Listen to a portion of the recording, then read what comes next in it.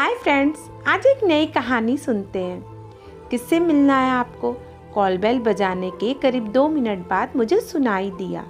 ऊपर बालकनी में एक लड़की खड़ी थी। मुझे कल्पना से मिलना है। कल्पना श्रीवास्तव? यह पूछने की जरूरत मैंने नहीं समझी कि क्या वो वहाँ रहती भी है। बाहर लगी नेम प्लेट पर मैंने पढ़ लिया था, पी श्रीवास्तव एडवोकेट। ओह अच्छा, आप ऊपर आ जाइए। सीढ़ियों की ओर इशारा करके उसने कहा। मैं कुछ झिझकता हुआ ऊपर पहुंचा। दरवाजे पर वही लड़की खड़ी थी। 12-13 साल की रही होगी। शक्ल सूरत से कुछ अंदाजा होने पर भी मैंने पूछ लिया, तुम? जी, कल्पना मेरी दीदी हैं। लड़की बेशक समझदार थी। आइए ना, बैठिए। ड्राइंग रूम तक मुझे पहुंचाकर वह कहीं अंदर चली गई। क्रिश्चियन मेडिकल कॉलेज लुधियाना में कल्पना मेरी जूनियर थी, पर शायद इतना सा परिचय काफ़ी नहीं है। मैं उसे बेहद पसंद करता था और हाल ही में इजहार भी कर चुका था। गर्मी की छुट्टियों में हम कॉलेज से चले आए थे, वह चंडीगढ़ और मैं दिल्ली, अपने अपने घर। और कल जब किसी काम से चंडीगढ़ आया तो सोचा कल्पना से भी मिलता चलो। एक दोस्त के यहाँ ठहरा था। सुबह उसी की मोटरसाइकिल उठाकर निकल पड़ा था। पीजीआई में अपना काम निपटाकर सीधे वहीं चला आया था, सेक्टर 37 में। बिना नंबर के भी घर ढूंढने में कोई खास परेशानी नहीं हुई। उसके पापा एक जाने माने वकील थे। कुछ देर बाद ट्रे में कुछ ठंडा और थोड़े बिस्किट वगैरह लिए एक महिला ने अंदर प्रवेश किया। नमस्ते आंटी। मैंने उठकर उन्हें प्रणाम किया। उम्र के लिहाज से यही संबोधन मुझे उचित लगा था। नमस्ते बेटा, बैठो। वे बोली, मैं कल्पना की माँ हूँ आंटी। मैंने वापस बैठते हुए पूछा, कल्पना है घर पर? नहीं, पर तुम कुछ तो ले लो। उन्होंने ट्रे मेज पर रख दी थी। अगर कुछ देर में लौटने वाली हो तो मैं इंतज़ार कर सकता हूँ। मैंने एक गिलास उठा लिया।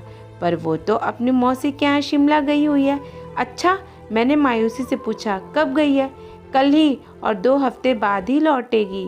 प्लेट मेरी तरफ बढ़ाते हुए वे बोली, अच्छा तुम कल्पना को कैसे जानते हो?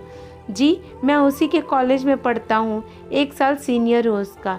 नाम क्या है बेटे तुम्हारा? उनकी आवाज़ में एक अपनापन था, पर मुझे फिर भी थोड़ी घबराहट हो रही थी। जी, अभिषेक, और मैं दिल्ली से आया हूँ। इससे पहले कि वे पूछे मैंने खुद ही बता दिया। ओह, तुम इतनी दूर से आए हो? मुझे अफसोस है कि तुम्हें बेकार तकलीफ़ हुई। मैंने खाली गिलास मेज पर रखते हुए कहा। नहीं आंटी, इसमें तकलीफ़ कैसी? मैं यहाँ किसी काम से आया था, कल वापस चले जाता हूँ, तो सोचा कल्पना से भी मिल लूँ। बड़ा अच्छा किया बेटा, तुम्हारा अपना ही घर है। हाँ, कल्पना के लिए कोई संदेश छोड़ना चाहो? जी नहीं, धन्यवाद। अच्छा, मैं अब चलता हूँ, नमस्कार। नीचे बाइक के पास पहुँच पर ध्यान आया कि मेरा हेलमेट ऊपर ही छूट गया था, वहीं सोफे के पास। दोबारा ऊपर पहुँचा तो दरवाजे के पास ही छिटक कर रुक जाना पड़ा। क्या मुझसे झूठ बुलवाया तुमने?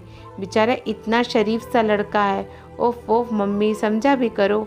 मुझे नहीं मिलना है आपके उस शरीफजादे से। ज़बरदस्ती मेरे पीछे पड़ा है, चला गया ना चुपचाप। इससे पहले कि कोई मुझे देख पाता मैं खामोशी से नीचे उतर आया। बाइक अभी स्टार्ट ही की थी कि वही छोटी लड़की दौड़ते हुए मेरे पास पहुंची। भैया, आपका हेलमेट।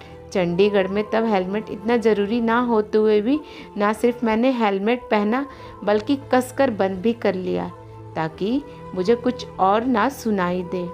फिर मिलेंगे दोस्तों अगली कहानी के साथ। तब तक के लिए अपना ख्याल रखना और हमेशा मुस्कुराते रहना। और कहानी अच्छी लगे तो लाइक और कमेंट और शेयर करना और हमारे चैनल को सब्सक्राइब करना। धन्यवाद।